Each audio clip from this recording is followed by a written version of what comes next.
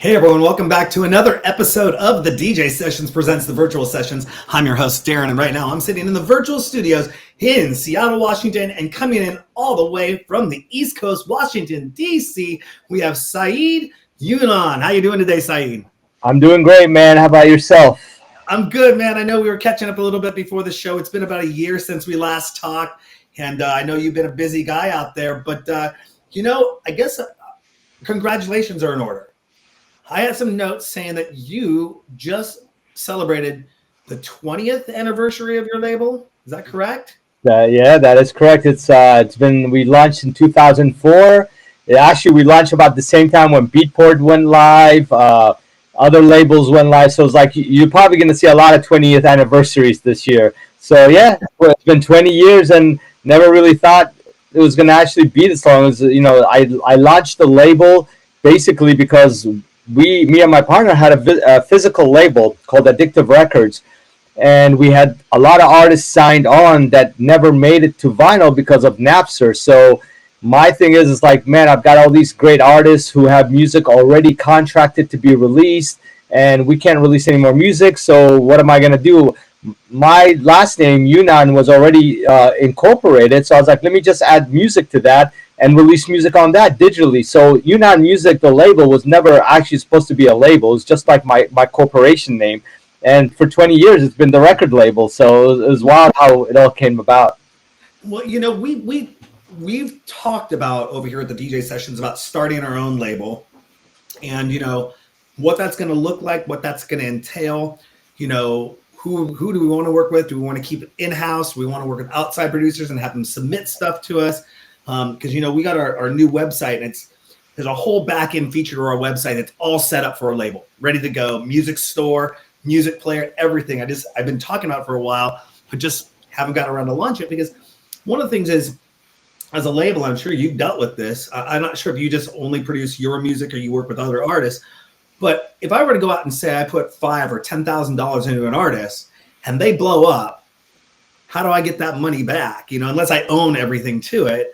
But let's say I don't get that money back, I lose money, but then they become really popular. They go on to make a bunch of money. And it's like, well, okay, I guess you win some, you lose some. I don't know. How do you deal with that situation with your label? Yeah, we've actually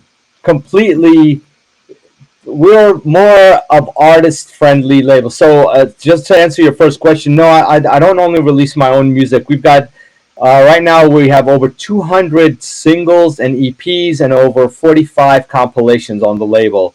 So we're pushing about 300 releases if you put it all together.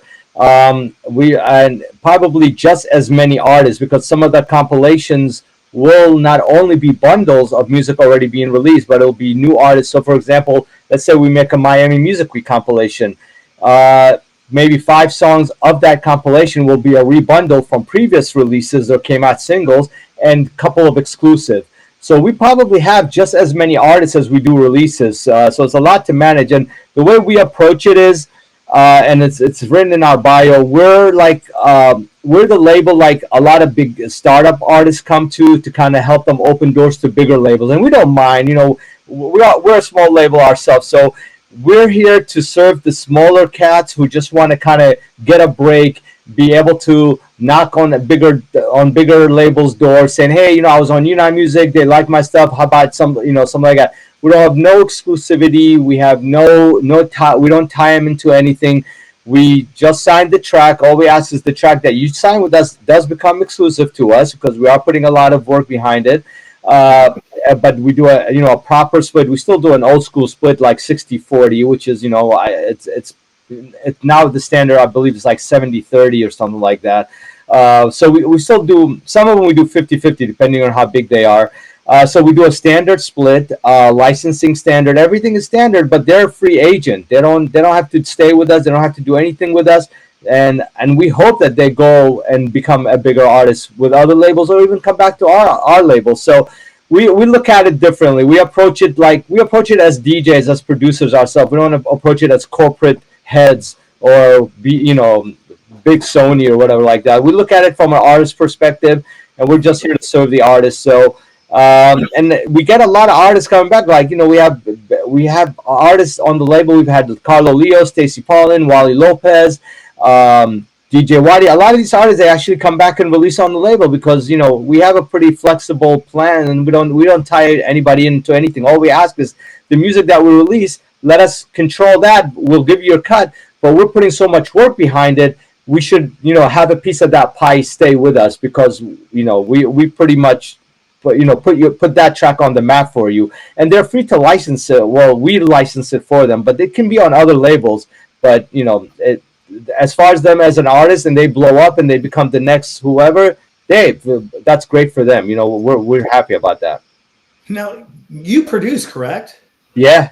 Okay. And do you make music with the intention of making it a popular track or popular record, or you just make music solely to satisfy yourself, and the success is kind of a nice side effect? Well, the success is always in the back of your mind when you're making a track. So that's something I don't think any artist can decline that or say, no, I'm not thinking about success. No, everybody, when you're sitting in the studio, you want to see this. You're almost envisioning that track being played at a club or maybe a festival you've been to, and knowing how the crowd's going to react, or seeing how the reaction of that crowd would be. But at the end of the day, and I think Rick Rubin said something about this, which is really dope. It's like, at the end of the day, you're when you're in the studio, you're making a track for yourself. It's almost like you're writing a diary. When you write a diary, it's only for you to read that diary, not for anybody else to read it. So you have to approach the track, and I agree with him on that. They have to approach the track the same way. You're making this track for yourself, and the audience hopefully will enjoy what you're making. But I never. My intention is never to go in the studio and make something that another DJ is doing, or I saw like whatever's playing, it sounded great, so I'm gonna do something similar to it. I have to like it myself. It might have some features of something I like, but at the end of the day, it's gonna be me, my signature, which is the tribal percussive tech house. A lot of groovy bass line is what I love, but I build that around something that I feel that the audience would appreciate. But it's all 100% me. If you took a list at your productions that you've done so far, which one of those stands out the most to you, and why? I would probably, okay, so I don't know if we talked about this or not, but a couple of years ago I released an album. It was called MORPH. Album had 11 tracks. Five out of the what is it? Yeah, 5 tracks out of the album entered in 5 different genres on Beatport. In the 100 top 100 genres, which is awesome. So in that album, I wanted to show people that I'm not just a one-trick pony. I don't just make tech house or house. So I made everything. I even have a drum and bass track in there. So it's like, I want to show everybody that I'm a producer, not just a guy that sits there is going to make what he plays. For me, I think that album is probably one of my favorite because it gets to show how diverse I am, not just as a DJ, but also as a producer, and how I am in the studio. I don't have an engineer. I don't have a ghostwriter. I do it all myself from A to Z. Sometimes even the mastering I dive into and do it myself. I kind of have to with the, running a label, signing other artists. But I write my entire music. I do everything. Obviously, when I do a collaboration, it's a collaboration as the name implies. But when the majority of my stuff that I do by myself, it's pretty much me. So. Bless you. Thank you. I had to mute the mic there really quick. So you kind of answered this question just a few moments ago, but you sometimes make music completely out of your own genre that never gets released? Yeah, so I'll make a lot of music that's not that doesn't get released. I was talking about this. I was doing a mentorship down in Dominican Republic for students who want to become producers. And I was explaining to them how I have a drive on my computer called the graveyard drive, which is where I drag projects over that never gets done, and I just put them there. So there's a lot of music I make that doesn't see the light of day.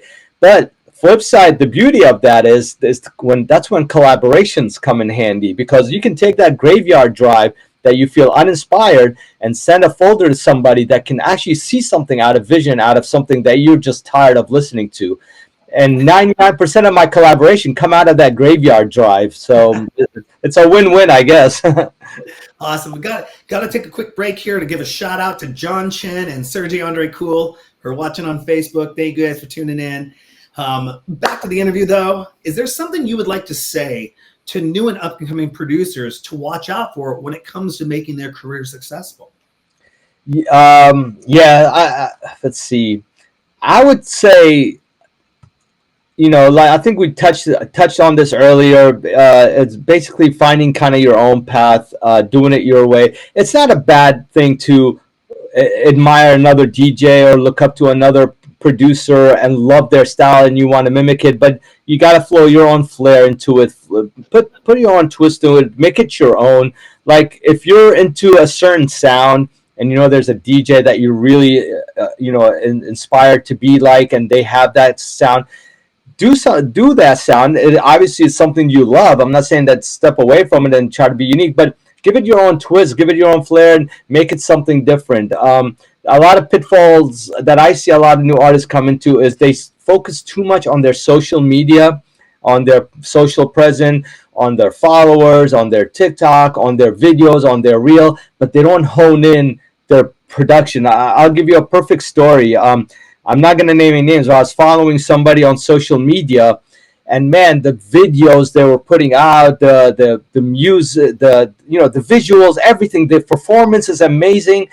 And I end up, I don't know where I was, but I end up finding out that they were performing in this one location. I'm like, oh man, I got to go out and check this person out. I go to check them out, and it was the most horrible experience of my life when it came to music. The mixing, the storytelling of the music, the thing, and I realized that a lot of the stuff that you're seeing on social media is kind of smokes and mirrors. It's not exactly what's happening in the venue. The music isn't gelling together. I mean, this person couldn't mix a fruit salad. It's just like it was that kind of bad, man. So I got tricked because of social media. So it's like, and I think, coming back to your question, I think young generation or the newcomers should really focus on their mixing skill, their DJing, how to build a set, how to build emotions with the dance floor, how to gravitate to people. I think that's all plays an important role more than it does the social media aspect of it. Yeah, that's one of the biggest things that I've seen when talking with people over the years is how important social media has become and how you are gauged on your social media presence. And that will lead, you could have a phenomenal DJ and they're like, I hate Twitter, I hate Facebook, I hate her Meta, I hate TikTok, hate all of it. And they'll have 100 followers. Then you got some kid over here and they got 20,000 followers. They're blowing up, but they might not have the talent. Exactly. Yeah. I know a lot of DJs that you're talking about who are old schoolers, amazing DJs. Like, man, like you will cry just watching how they build a set together, how everything's just glued and it's perfectly. But they're like, I don't touch social. It's just like I don't want to do it. But it's just like it sucks because we live in a time that you actually need that in order for your career, not only for your career to move forward, but for you to up your fees, for you to able to get managers, booking agents to look at you, to even review what you're doing. It plays a key role, but I don't think it should be your main focus, but it should be a focus. Mm-hmm. If you could go back 25 years in music history or forward 50 years in music future, which way would you go and why? So like for me personally, for my knowing what you know now. Okay. I would go backward because I think knowing what I know now, I can use that to my advantage to probably have, maybe even a level. I would level up a little bit in where I am right now, because all this technology that we're using now, like you mentioned with Meta and whatnot, like we didn't know about this not even 5 years ago. We didn't think that, Instagram Reels was going to be the next big thing, when we're all just taking pictures. Now video's the hot thing. Nobody knew that. But if I knew that 50 years ago, I would be well prepared for it by now. Nice. And, technology moves very fast in DJ land. You have the old schoolers, these cats, and they're like, I'm vinyl only. And then CDJs came out, and then the sync button debates. And now AI is coming into place. if you could think of something that's not on the market today, but in your vision would be really amazing, that it comes out like, this would be so awesome to have this right now, and I would use it all the time when I do XYZ, what would that be? I would say, man, that's a good question. Something that I can use now that I wouldn't. I think the way technology, how fast it's moving, and what we have now, like you mentioned, AI, it's kind of crazy. And I think using it in the right way and not, obviously the people using AI to duplicate like certain artists' voices and redubbing people's voices and there's a lot of copyright issues and whatnot going on. My biggest thing would be dope if we can keep what we're doing with the AI, with the technology, but not infringe on other people's copyright situations. So there should be like a medium of where, like, okay, we can use this tool. It's an amazing tool like AI, but I don't have to hurt another artist by using it. And just there's a workaround where everybody's happy and everybody can actually build something from an amazing tool like AI or even something bigger, but not hurting somebody's hard work that they put through in order for them to get to where they are. Mm-hmm. Yeah, I mean, that's always that's a huge one, because a lot of people they don't understand how the copyright laws work. And even when not in AI, but back in 2020, when everyone started jumping online, and they didn't understand why they were getting flagged on their accounts for copyrights. They're like, well, I bought this song, I own this song. It's like, no, you're licensed to this song for personal use, not for commercial use. And I had a lot of talks with people about that. And I'd sit there and copy paste till they're blue in the face, right there from copyright law. And they'd be like, no, I own this song. It's mine. I can do with what I want. And I'm like, okay, you go do that and watch your account get shut down. Yeah. I think it's right now, Twitch is great for live stream, and I love it. We're a featured partner with them. We were one of the first featured partner DJ shows in 2018 with them. But one of the things they came to me is they put us to the front page of Twitch in 2018. Now, there weren't DJ shows. There were DJ shows, but not like the big names weren't doing it. Maybe somebody here off, but not like 2020 and moving forward. And I had stored, I think at that time, I had like 300, 400 videos on Twitch, and they were getting red flagged, but let's just say we were getting red flagged, but we weren't getting dinged for it. Mm-hmm. But I had about 800, 900 videos on our podcast server. And I said to Twitch, I said, hey, can you put us back to the front page of Twitch? Because we went live on the front page of Twitch. We were like top 10 feeds in the world. You got video game DJ sessions. And luckily the internet didn't go out on us or anything, but I found out later those spots they're probably more now, but they're like $50,000 to $100,000 for 2 hours. Wow. Like if they're not featuring you themselves, if you want to buy a spot there. And so anyways, I came back and said, hey, I'd love to go to the front page again. And they go, Darren, here's the problem.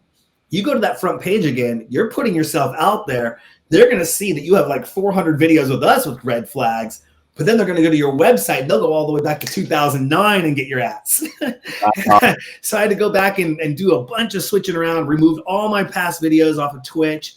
It didn't take too long, but then figured out some stuff with our back-end licensing and server, all that. But people don't understand it. Yeah, copyright infringement is real, and people get away with it. A lot of these nightclubs out there, they're sometimes not paying their ASCAP or BMI or CSAC fees, and kind of with it. But I heard it's like only 400 events in the world or something like that. Or not in the world. Is it the world or even in the US that actually kind of determine the payouts? Yeah. Like I remember I tried to register like when I did Ultra and EDC in Vegas and stuff. I'm with BMI, and I tried to submit my playlist and all that stuff, and they're like, yeah, we can't collect from these festivals, and they're huge festivals. So, but they wouldn't give me a reason why. But there's certain festivals which are much smaller.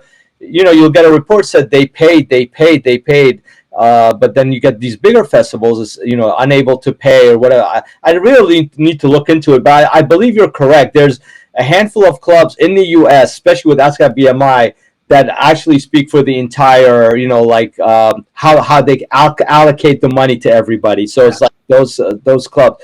But yeah, man, and we dealt with the same thing with the record label. The reason why we stopped, we had a promo service for a while before the pandemic that we're sending out promos. But for some reason, the music that we were promoting would end up on like ZippyShare and other services before the release is even out, and we didn't know who was doing it. And we knew who was on our promo pool, so it wasn't like a bunch of strangers. We weren't just like, blindly throwing out promos. We knew who was on there, and they're all legit people. And I know the people we're sending them to, they don't have time to put it up for free because they're like A-list DJs. We handpicked a few guys. So for that to happen, I was like, how the hell is our music getting, on these illegal file share before it even makes it to Beatport exclusive or track source or whatnot? So we decided, and it wasn't really, I didn't see a big difference in revenue from using a promo service to the way we're doing it now. So we decided just, let's just not do. Once in a while, I'll get on an email and I'll send a couple of guys, hey, this is the new promo, and I'll do it personally, just like 5, 10, 15 guys or girls, whatever, and send them the promo. But that we were hurting big time with the whole file sharing when it came to all promos. So, speaking of promos and tracks, what's an essential track out right now that no one should miss, and why? Oh man, let's see. Essential track out. You're gonna get in trouble with this one. You know what? So I don't get in trouble. I'm gonna pick a new artist on my label for that one. Gene P actually put out a really dope. So I don't know if the audience doesn't know much about the label. We're very into stuff that just like heavy grooves, a little bit minimal. I wouldn't say minimal, but it's like percussive driving. Some Afro-ish feel to it, but it's tech house, but it's more stripped down. So you can use our music. It's used a lot. It's really used well to layer things with. So Gene P is the new artist on the label. He's Colombian. He lives in New York. He's got a track called Body Can't Move, and it's totally a groover, and I love playing it because it doesn't do much, but it just locks you in a groove, and it's an amazing EP, so everybody can check it out. Was he down there in Miami with you just recently? Oh, he was up north. He didn't make it down. Well, now Miami Music Week, you had a label party there. Tell us about that and how it became such a success.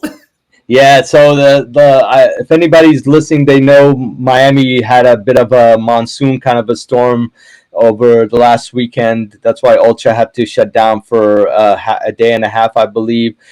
So I launched Younan Music in 2004. It's about the same time when Beatport launched. I believe TrackSource launched. Yeah, for sure, TrackSource launched at 2004.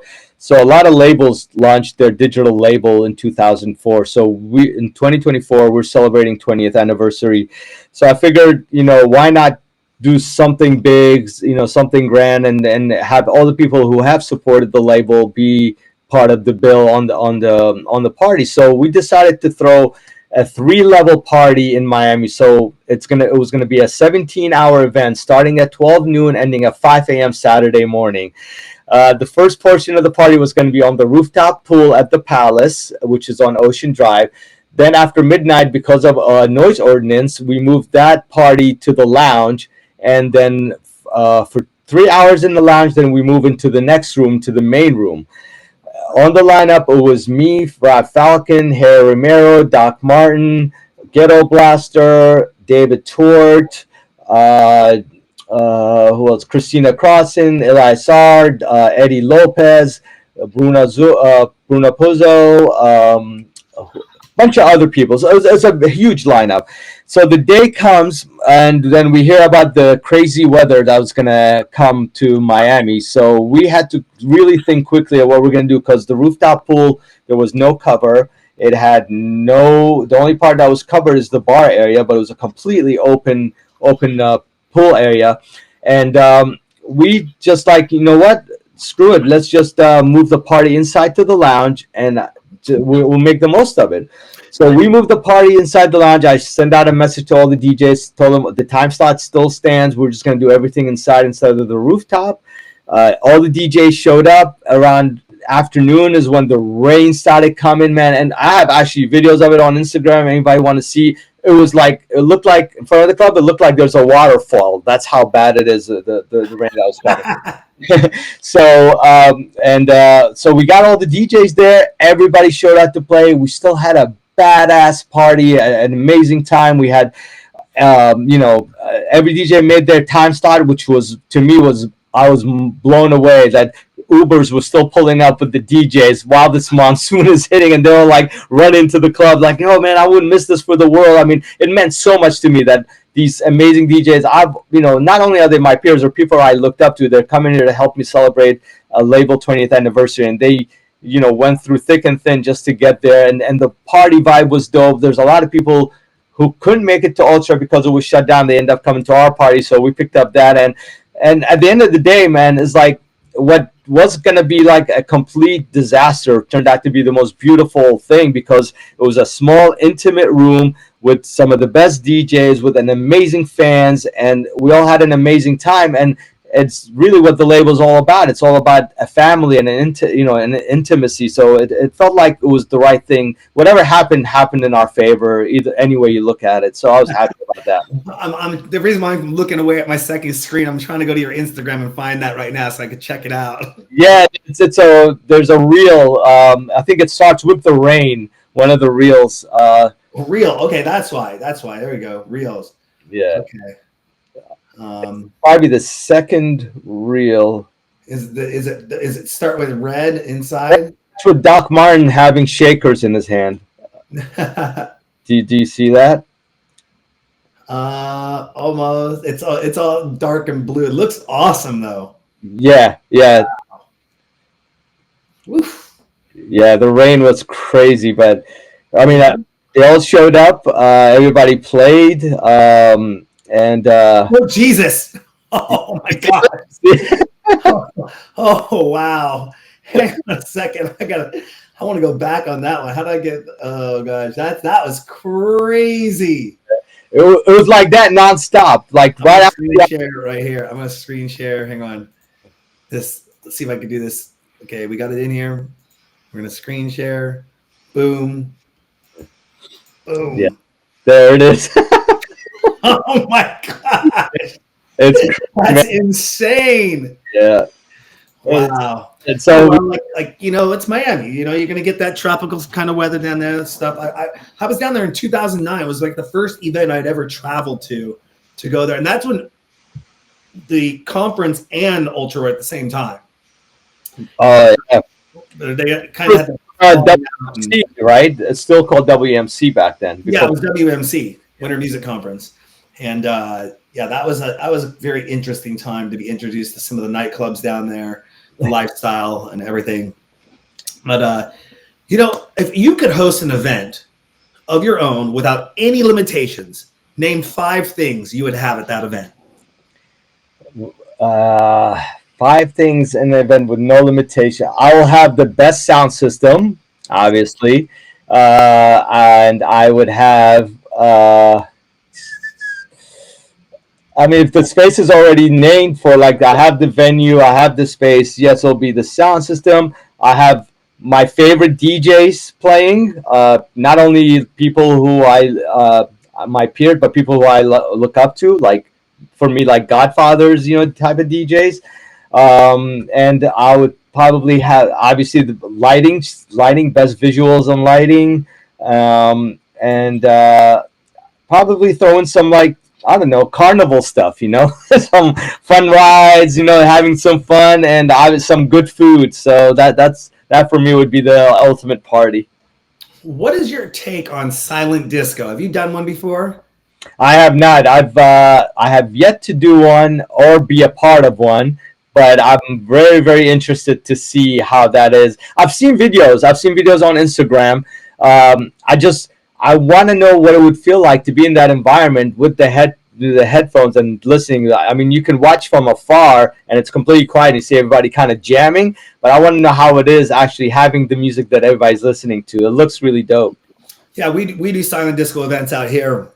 And I just think I was showing you something we're going to be a part of here called Rave Pickle coming up, which is going to be awesome. Check it out online, folks, Rave Pickle. But one of the cool things we did on our rooftop sessions, and this is what I love, is I would go in, we're a live streaming DJ show. and I could get 4 hours of content. Like I said, that's about as long as I can take the music for. After that, I'm like, I've already been here for 2 hours setting up the show. I'm now here for 4 hours. I got an hour and a half to clean up the show. So it's a 7 to 8 hour day for me, like a normal work day. But one of the things I loved is with silent disco technology, I haven't seen anyone do this yet, but we had 3 DJ booths streaming live from our rooftop. Wow. For 4 hours, well, about 3 hours each. We shut down after about 3 hours. But yeah, stage 1, stage 2, stage 3. And I've never seen anyone combine the technology like that. Like combine, because if you had a rooftop party, you'd have to have separate rooms for the music not to cross over everyone. But when you got silent disco, you obviously just change the channel. And one of the things I love about it is I could be at the event on the red channel. I say, hey, everyone, check it out. I'm on social media and go check out the red channel right now with my buddy playing on the DJ.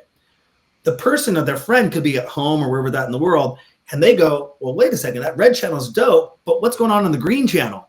Then they come back on the green channel and they say, man, the green channel's pumping. And then they tell their friend at the event, hey, the green channel's pumping, switch over there. Then the friend at the event switches over to the green channel. So you have this interactive experience with people online, could be in the chat room or chatting with themselves and their friends, telling about what they're doing right now and how awesome it is.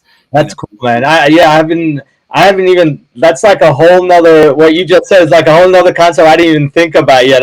I'm still wrapping my head around the silent disco thing. That's pretty dope though. Well, have you heard of what's called a sub pack? Oh yeah, the one that you feel the subwoofer against your chest back, right? Is it basically it's a haptic speaker. Yeah. So it's like when your Xbox controllers, your PlayStation controllers, those are haptic. That's haptic technology. It's like a magnet that vibrates. Mm-hmm. Basically, we figured out a way so you don't have to put on this big vest. There's a company called Wooger, and they make a little device. It's about yay big, maybe just a little bit bigger than this hockey puck, right around the size of this hockey puck. What was that? I know you did it hard and then went. That was crazy. Yep, you're doing it. Oh, I've never seen that before. I can't do it. Can you do it? No. Because I'm the producer, I can. That's crazy. I've never seen that before. That is wild. So basically, we take our headsets and you plug them into this Wooger, and it's a strap. You can wear it around your chest, your side, your back. Very easy to put on, and our headsets feed into that. And as you change the channel, the Wooger change with you, so you can get that bass feeling. And we find a lot of people getting the puppy dog effect, where they're like, take this off and like, oh, now I can't feel the music. And that's where it's funny. A lot of the bass head, or not necessarily bass head, but people that are that old school, I got to feel the bass. I got to feel the music. It's kind of like, this is actually really kind of cool. Yeah, I can imagine like feeling it while you have the headset on. I mean, that's like the complete feeling, because you really, when you have your headset on and you hear the bass, you feel a little bit into your ear vibrating. It's not the same as feeling it as you would in a dance floor, which is right in here. So I can imagine how badass that would feel, Yeah, they're pretty cool. As a matter of fact, I misplaced my Wooger. I don't know where the damn thing's at. I lost it in the move. I'm a little bummed because it's like $300. Okay. Yeah, it's not cheap. But anyways, do you prefer DJing at large scale festivals, or would you rather DJ at more intimate club settings? I like both, depending on the situation. Like, I've always enjoyed playing big festivals that draw a large crowd. Like, I was mentioning EDC and Ultra earlier. The biggest crowd I ever played for was in the Olympic Stadium in Montreal for, I think it was like 27,000 people. Yeah, it sounds dope, but in real fact, all you see is just heads for days, and you can't see a lot of bodies moving because everybody's kind of scrunched up together. So putting that in perspective, my real intimacy and where I came from is a small, dingy, underground, dark club with just maybe a strobe light and a fog machine. That's always been my love, and I think that's where I get the most satisfaction when I play stuff I want to play. So I remember like that compilations back in the day called Back to Mine, they used to make, which is like when a DJ invites people back to their house for after hours, what they would play for them. So for me, smaller venues are like that. It's more like a back to mind type of thing. So let me take you on my personal journey because you're a small group, and let's all go on a ride together. For a festival, you can't really do that. For a festival, for several reasons. A festival, you're only going to get probably, if you're lucky, 90 minutes to play because there's obviously other people playing. It's such a big room. You want to please everybody, and you want to keep everybody together. You don't want to.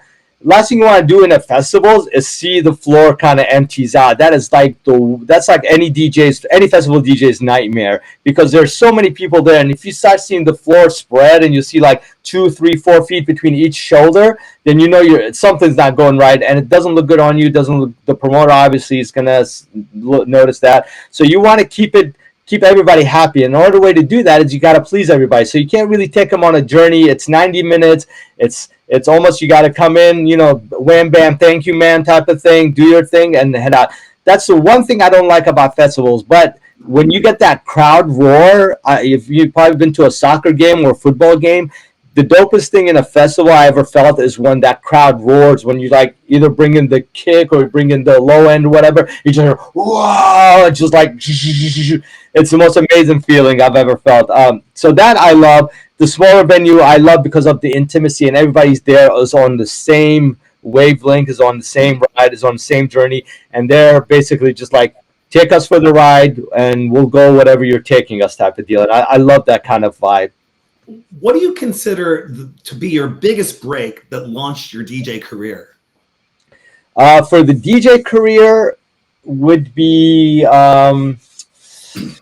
so I was in a partnership back in 1998. We used to be called Saeed and Palash. We were never actually meant to be a duo, but we started releasing music under that name. But people automatically assume that we're part, DJ duo, DJ partner. So we went with it because we were getting gigged in Estonia, getting gigged in Istanbul. This is in 1998 when things were just like beginning. I still had a full-time job working at America Online. He was a finance guy. So we're like, night camping as DJs and on the weekend. But that like 1998, when I started putting out a little bit of music on our own label, I think is when kind of launched my DJ career. But on a solo tip, my DJ career took off is right after we released a track by Salida called The Underground, and I have a story about this also online, how we kind of got screwed by the record label, which I'm not going to go into now. But we released a track which they released as a remix. It was actually an original, which I did in the studio. It became #1 on Billboard Dance, which is the only Billboard dancing #1 on Billboard I ever had. And that kind of, people knew it was called the Addictive Trip Mix, and back then people knew Addictive was the label that I owned, which was Addictive Records. So they put the two and two together, and DJ career really launched off after that for me. And how would you define success as a DJ / producer? Is it a Beatport top 10 hit, sold out tour? What are your thoughts on this? For me, it's every person has their own view of success. For me, success is probably different than most DJs. For me, success is being able to do what I love and do things that aren't necessarily music that I still love, and still have the flexibility and have the freedom to do what I want. I'll give you an example. Next weekend, I'm going to Vegas to play at the Marquee in Las Vegas. After Marquee, I'm renting a car and I'm driving out west to go do some hiking in Death Valley for a week. For me, that's success. I have that flexibility. I have that, I don't have to, I'm not a rat on a rat wheel trying to chase one gig after another. And I'm happy to say, like, I'm in a point of my career is where I can gig because I want to, not because I have to. So it's like, it's a nice place to be when you can say no to certain gigs and say yes to other gigs, not just because of financial situation or I need to be on this, headlining this event or whatever. If it comes, it comes. If it doesn't, it doesn't. But I also have my freedom, and for me, having that freedom is success for me. It's the way I see it. It's always interesting. I love it when a guest almost knows, like, they don't know what, when they're talking, they're explaining something, that they're almost leading into the next question I'm going to ask. It's just really awesome because you just mentioned that you're going to be, after playing Vegas, you're going to be going out to Death Valley and doing some hiking. And that's one of my next questions was going to be, what do you prefer doing when you're taking a break from music? There you go. It's right there in front of you. Like, what? Yeah, dude, and to not just hype, but like I honestly, the some of the most amazing, the most beautiful ideas I ever have on music is when I'm out either hiking in nature, biking, anything outdoor. I'm a really like outdoorsy kind of guy, and most of my deep thoughts of where I want to do musically comes when I'm out with nature and connecting. And after Miami Music Week, I told you I did a 17-hour party. It's the best way to decompress, man. Going out, Death Valley, just hiking. It's gonna be nice and warm. You know, I'm bringing my tent. I'm sleeping under the stars for like 2 nights. Just me by myself, and it's the best way to just kind of clear your head, reset, reboot, and come back and do it proper. I was going to say they say that going camping and not having any electronic devices around you is the best way to reset your clock, reset your circadian clock. Because if you get up at dawn, you go to bed at night, you know, and you're in that kind of pattern. You know, so Exactly. we need to do a reset here soon. Yeah, you should. And you're right about the circadian rhythm because with our lifestyle is we're all up on the weekends and you got to come back on Monday to reset that circadian rhythm to do your regular, you know, waking up. I don't know what time you wake up, but I normally try to wake up at 7 a.m., do a little meditation, have a cup of coffee. I jump in the studio, 5 hours in the studio. Then the next half of the day will be running the record label. Then I'm done. And that becomes my rhythm. But on the weekend, it throws all that off because you know, like if I'm in Vegas, I'm playing at 2 a.m., maybe done by 5 a.m., which is 2 hours from I probably woke up 2 days ago. So it throws that off. But going out, yeah, and that valley, there's no Wi-Fi, there's no signal. So yeah, you won't have your phone. Whatever you have with you, it better be like, you know, some survival stuff in case you need it. But that's it. But it's good for you, and you should definitely. I mean, you're out west, man. You guys have some beautiful hiking stuff up north, you know. So definitely beautiful places. Yeah, it's difficult when you run two companies. I mean, I do this. I run two companies. I run an advertising company as well. And you know, if I have to sleep with my phone in my office, I do not sleep with my phone next to me. Okay. Because if I do that, I got people from all over the world hitting me up because we contact people from all over the world to be on the show. So I got emails coming. I have to turn my phone. It goes on do not disturb from 11 o'clock till 9 in the morning. I'll tell you, my clock is on at 9 a.m. If I'm not up and out of bed, grabbing the phone at 7:38 and start making my to-do list for the day, or just checking if there's any really important emails that I know, okay, I got to get over there and flag that. You know, I'm up out 9 o'clock and I stop at 5 o'clock, 6 o'clock. Good for you. Yeah, you have to build a system because number one, health. I don't care how good you are in music, how much money you make and stuff like that. If the vessel goes down, you're down. You know, so yeah, you have to take care of the vessel. Absolutely. So who has been the most inspiring person you've ever met backstage, and tell us why this person has inspired you? Well, not only did I meet them backstage, I had the opportunity to tour with them and play with them. And to me, he's probably the most positive DJ producer, more of a DJ than anybody in the music business that I know. This would be Carl Cox, obviously. I mean, the man. I've never met a person who can see something that's probably not good or something not good out of it, and he kind of twists it and sees the good out of it. Like he's always been a positive person.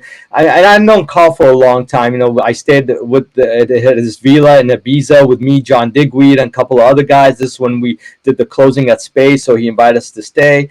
I played, you know, Ultra several times on stage with him. But he is a guy that his positivity when it comes to music and dance music is unmatched. I mean, you can go back and read all his interviews, watch all his interview. The man has nothing. What he says on camera is exactly how he is backstage. It's not a show. It's not BS. It's not like, oh, this is what I gotta say. But that's exactly who he is backstage or at a dinner table or whatever. It's what you see is what you get. And I actually take a lot from that because I tend to, if something doesn't go my way, I tend to be very negative about it. But I always remember stuff that what Carl would say and how he makes a joke about things, and I kind of try to switch my switch on that one. Yeah, I had the opportunity. It was not last year's ADE, but the year before. The only event that I went to, and I don't know how we got into this event, but I mean, we had media badges, of course, but we were waiting. Probably, I'd say there were probably 200, 250 people in the room. and we got like the last 3 seats, like last 2 seats. It was me and the girl I was with, and we got 2 seats. But there was only like 2 or 3 other people that got 2 or 3 other seats. And Carl was giving they were doing a Q&A with him on the couch. But then he got up and he was talking about kind of joking around, joking at himself. But he's like, yeah, I'm kind of reinventing myself again. Let me show you what I'm working on. And he had one CDJ and he had his laptop and he goes, this is what I'm into now, is making music on the fly that nobody's ever heard, and it will never be the same thing. Every show I can change it up and do something different. But he was making his own music on the fly, you know, plus he had a CDJ, could play other tracks, you know. But that being said, it was like really awesome just to see, you're right. He is one positive. He's a jolly good fellow, man, that guy. And that's when he's doing his hybrid live. Was he getting into his hybrid live shows? Yeah, that was it. Yeah, okay. That was it. And that was just kind of awesome to see, to have him do that. You know, he was born what, 62. So he just turned 40, 60, 62. I know. Yeah, he's got to be pushing. He's around same age as Dan. I think Danny's a year or two younger. Danny I don't know how long, but yeah, he's around 62, I believe. I can't. Tanglia, right? Yeah, Danny Tenaglia. Yeah, I always say that wrong. I've been saying that wrong for 20 some odd years. I don't know why I get it wrong all the time. I've heard it so many times. My last name, and you got my last name right. Yeah, right. But yeah, Danny Tenaglia is, I think, a year or two younger. So I don't know what year Carl was born. Did you 62? Okay, he was born in 1962. Mm-hmm. Oh, so then 29, 62. 52, because I was born in 72. Oh, 50. No, I'm 52, so he's got to be 62 because I'm 10 years younger than him. Okay. Yeah. So he's 62. Yeah, I would love to get Danny and Carl on the show sometime. It's been kind of a lifelong dream of mine to get them on.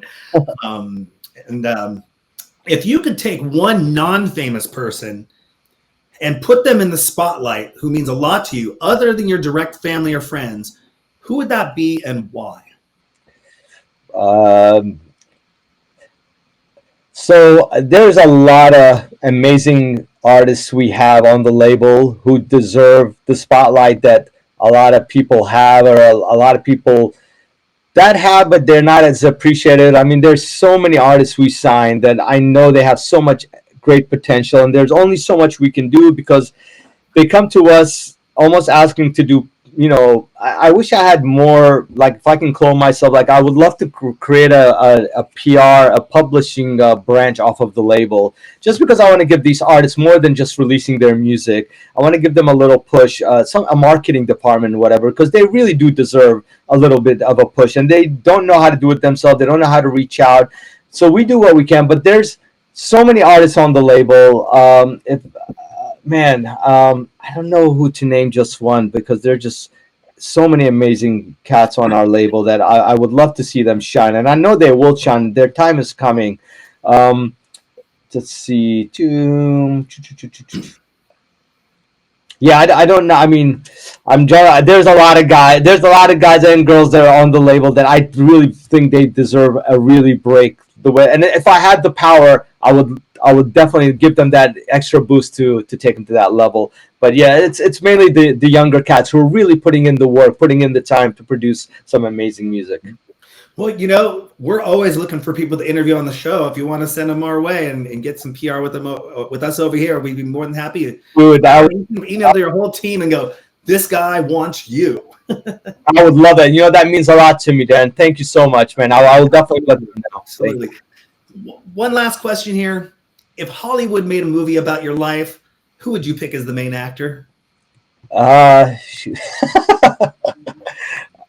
Who would be me? I don't know. I would say, I mean, my life has been weird. You know, I grew up in Iraq. I was at 10 years old. I was already training to be in a war, to fight against in a war in Iraq, and we fled the country in the mid 80s. So my life is pretty crazy when I was young, and then coming here, not knowing any English, was thrown into school with no friends, being picked on. So I don't know who would play the, I mean, who would play a good role like this? If as far as look goes, my wife tells me like when I was younger, she thought, and I guess from high school pictures, that I look like Tom Cruise or Ben Stiller or the younger versions of them.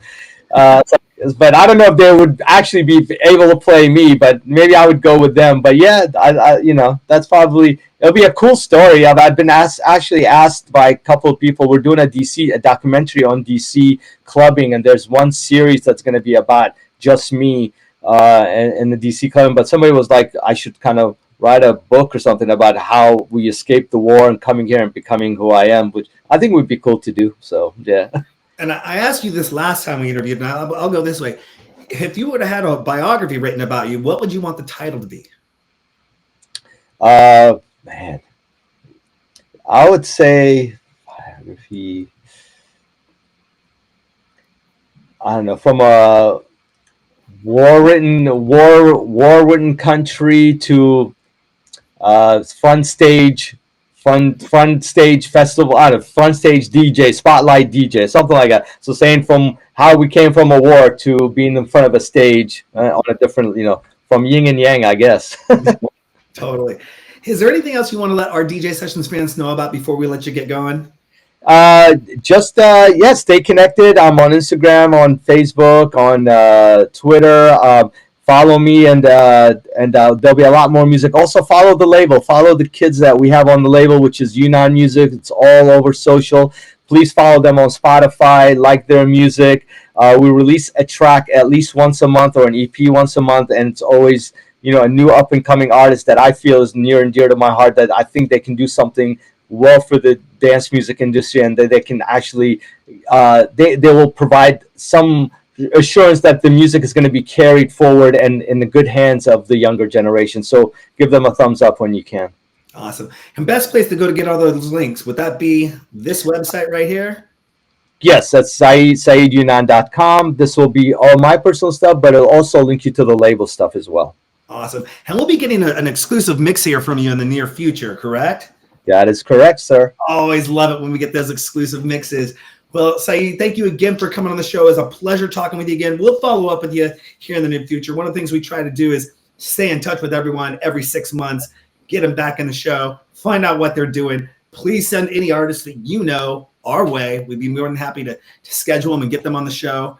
And it was an honor again having you on. Thank you so much for coming on. Thank you, Dan. I appreciate it. And thank you so much for looking out after our artists. I'll be more than happy. And any other way I can help as well. I'm always here to help, my friend. Absolutely. Thank you.